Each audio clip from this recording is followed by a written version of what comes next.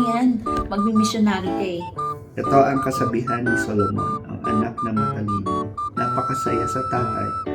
Ang anak na bobo, sakit sa puso ng nanay. Ang sakit naman yun. Walang mapapala sa perang galing sa pandaraya. Pero pag tama ang ginagawa, maliligtas ka. Di papayag si Lord na magutom ang matuwid. Pipigilan niya ang masama na makuha ang gusto nila. Ang tatamad-tamad siguradong mahihirap, pero sure na yayaman ang taong nagsisikap. Marunong mag-isip ang nag-aani pag panahon na ng harvest. Kahiya-hiya kung matutulog ka lang sa time na yun. Binibless ang taong gumagawa ng tama. May nakatagong karahasan sa nagsasalita ang masasama. Masayang mag-alaga ang buhay na taong mabuti. Pero ang masasama, mabilis makalimutan. Nasaan ka na ba? Hindi. Ang taong marunong mag-isip, nakikinig sa magandang advice. Pero sa yung nonsense ang sinasabi, pinapahamak lang ang sarili. Safe ang buhay ng taong tapat ang pamumuhay, pero mahuhuli ang nagsisinungaling. Nagsisimula ng gulo ang taong nanloloko, pero yung nonsense ang sinasabi, pinapahamak lang ang sarili. Yung sinasabi ng mabuti, nagbibigay buhay. Ang salita ng masasama may tinatagong karahasan.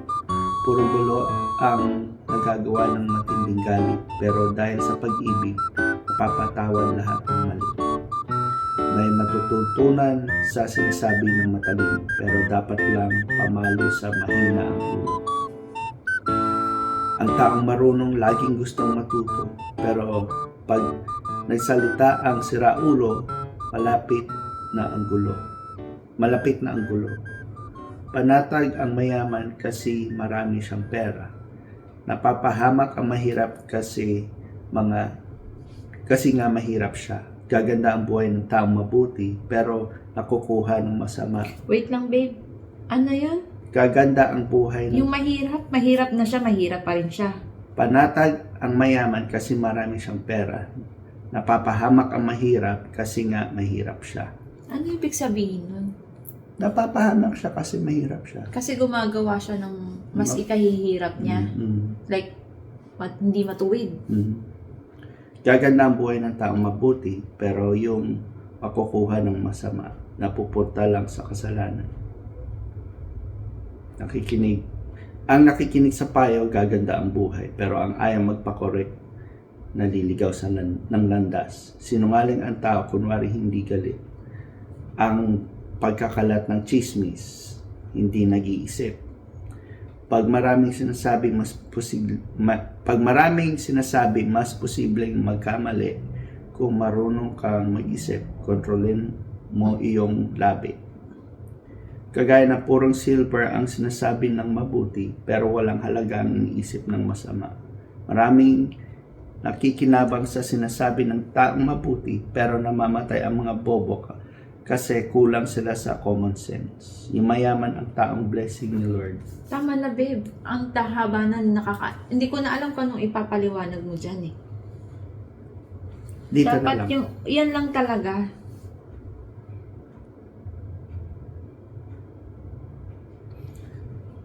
Pretty much yung sasabi lang naman dyan na gawin mo talaga yung tama. Na maging tuwid yung buhay mo. Wag kang malandas, Kala ko wag kang maging malandi. I mean, wag kang maligaw sa landas. Maligaw sa landas. Minsan mag-practice tayo ng Malalim na Tagalog. Oo. Anyway. So, ano yung connection natin dyan sa binasa natin ngayon? Nag-iisip ka ba ng masama minsan? Yung totoo, kakanood-nood mo ng Oo naman, syempre. ng drug lord. Syempre. Ano iniisip mo?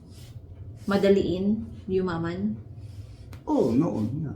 O anong mangyayari sa'yo kung mayaman ka na? Wala, mayaman ka lang. Mm. Dapat may path. Pero, usually, yung mga ganyan, pag ginagawa mong Dahil sa sarili. masamang way, nababawi agad. Oo nga.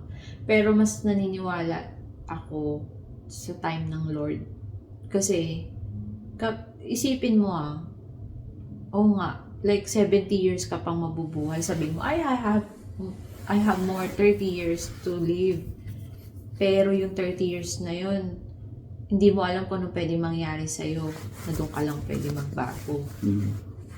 It's better to, kasi yung peace mararamdaman mo na wala kang inagrabyado, pero parang pagka once na inaaral mo na talaga yung salita ng Diyos, tapos parang may deep relationship ka sa Kanya, parang pag nakagawa ka ng onti sa kapwa mo, yung bothered ka, Yeah. yung hindi ka mapalagay, yung parang kinuha ng kita minsan sa Amazon ng $6, parang kailangan kong aminin talaga ito sa Kanya. Okay lang naman. $6 lang. Kunyari ka pa. Kinakwenta eh. Sige, mag-pray na tayo. Pastor Alex. Lord, salamat po sa mga Ikaw, paano may good relationship ka? Hindi ko yun oppose. Ano ka ba? kasi may mga personal stuff. Okay. Sige. Secret.